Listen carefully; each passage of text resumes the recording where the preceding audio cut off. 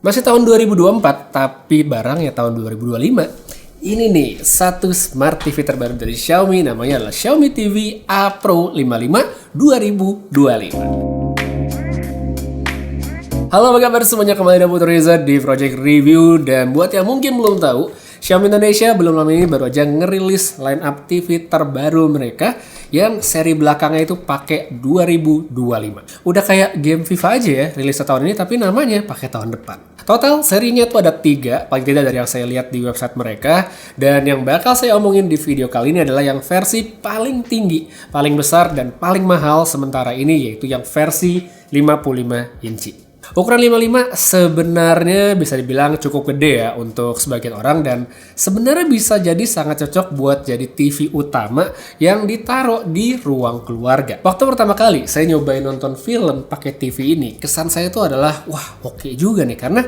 bezelnya kelihatan tipis banget dan bikin TV-nya tuh punya kesan yang mahal. Padahal kalau dari segi harga, ini tuh retail awalnya 6 jutaan dan ada promo juga sekarang. Jadi oke banget kan? Nah, di bagian frame atau bingkai layarnya, kalau saya baca dia terbuat dari material logam. Terus di bagian back cover itu menggunakan plastik. Begitu pula untuk bagian kaki-kaki alias standnya. Untuk standnya dia cukup solid buat menopang TV-nya, jadi nggak goyang-goyang. Dan saya bisa bilang udah cukup aman lah untuk makan sehari-hari. Habis itu buat bobot dari TV-nya sendiri itu ada di kisaran 10 kg. Jadi menurut saya sih nggak terlalu berat dan masih bisa dihandle sama satu orang. Tapi kalau kita ngikutin instruksi dari kertas yang ada di dalam box TV-nya, ya bagusnya kalau diangkat-angkat pakai 2 orang. Lanjut, kita lihat untuk soal port atau colokan yang ada di bagian belakang TV-nya.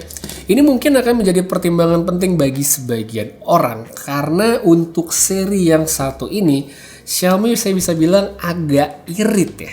Nah, di bagian belakang dia cuma ada colokan buat antena di sini, ada port Ethernet atau LAN atau RJ45, terus ada port USB 2.0, terus ada 3 port HDMI, ada mini AV input dan optical. Untuk jack audio 3,5 mm di sini tidak ada, jadi buat yang penasaran itu dia jawabannya. Habis itu untuk WiFi menurut saya sih udah bagus, udah WiFi 5, terus support juga dengan 2,4 dan 5 GHz. Jadi buat yang di rumah udah punya router yang support, nah bisa tuh dapat koneksi yang lebih cepat pas dikonekin ke TV ini. By the way, untuk colokan powernya dia tuh sedikit terpisah, dia ada di tengah, dan ini buat listrik dari TV-nya sendiri adalah 125 watt. Sekarang kita lanjut ke soal layar, dan sekalian deh kita ngomongin tentang experience pemakaian. Jadi sesuai namanya, ini adalah TV dengan ukuran 55 inch, resolusi adalah 4K. Resolusi standar masa kini yang sebenarnya sangat cocok untuk kita maksimalin buat nonton tayangan-tayangan di streaming on demand atau juga untuk main game konsol. By the way, ini adalah Google TV alias hadir dengan sistem operasi ya Google. Menu-menu sebenarnya terlihat simple dan familiar, aplikasinya banyak banget, dan yang terpenting, nama-nama aplikasi familiar itu udah tersedia di sini secara lengkap. Jadi apa? Netflix, YouTube, Prime Video, Video.com, ada View, iQIYI, pokoknya itulah semua udah siap pakai buat nonton di sini. Untuk mempermudah navigasi, kita bisa lihat juga di bagian remote-nya ini disediakan beberapa tombol shortcut seperti di sini ada Netflix, ada Prime Video, ada YouTube, dan juga untuk ngebuka aplikasi. Habis itu, kalau kita lihat sedikit ke bawah ada satu tombol yang namanya Xiaomi TV Plus ya. Sayangnya kalau kita pencet akan muncul seperti ini, soalnya emang layanan Xiaomi TV Plus ini belum aktif di Indonesia. Berikut ya, kita ngomongin tentang visualnya juga nih. Jadi TV ini kan udah pakai teknologi QLED ya, Quantum LED. Menarik sekali untuk harga segitu. Buat color gamutnya dia udah di CIP3 dengan kedalaman warna 10 bit. HDR10 juga sudah mendukung, so sebenarnya udah bisa dibilang lengkap lah. Yang penting-penting itu udah terpenuhi.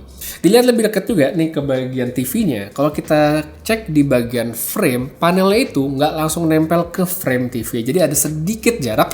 Yang ini menurut saya adalah detail kecil yang bagus untuk proteksi kalau misalnya kita lagi angkat, terus amit-amit kepentok gitu, jadi nggak langsung kena ke panelnya. Sekarang kita ngomongin tentang dari segi kualitas visual dari TV-nya sendiri.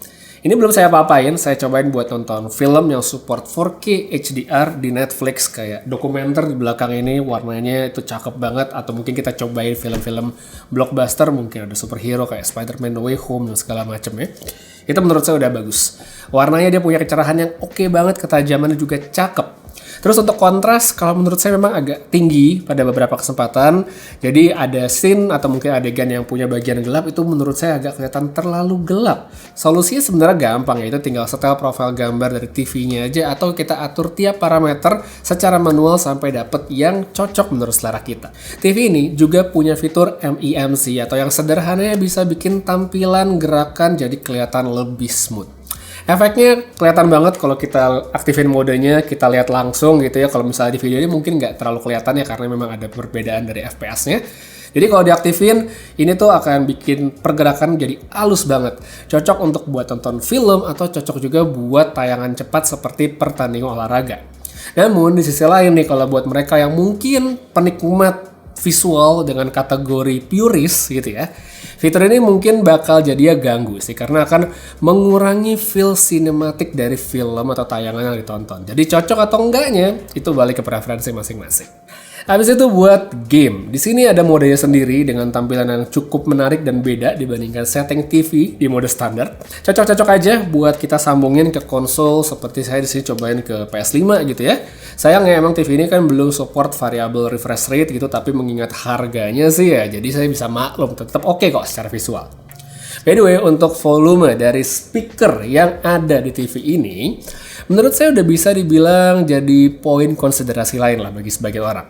Jadi, speakernya ini tuh emang stereo, 10 watt lengkap dengan Dolby Audio dan DTS:X. Kenceng sih, tapi angkanya itu mesti cukup tinggi pas kita setel. Sebagai gambaran ya, saya misalnya setel atau pasang TV-nya di studio, yang mana ini kan ruangan yang tertutup, ukurannya sekitar 3 x 3,5 meter. Volume yang enak menurut saya itu adalah di angka 20-an, itu baru cukup kenceng tapi nggak yang bikin sakit kuping. Nah tapi kalau misalnya saya pasang TV ini di ruang keluarga yang lebih terbuka gitu, dan itu ukuran sekitar 5 x 3, itu suara kenceng yang oke tuh ada di angka 30-an plus ya. Jadi emang mesti agak tinggi kita nyetel audionya.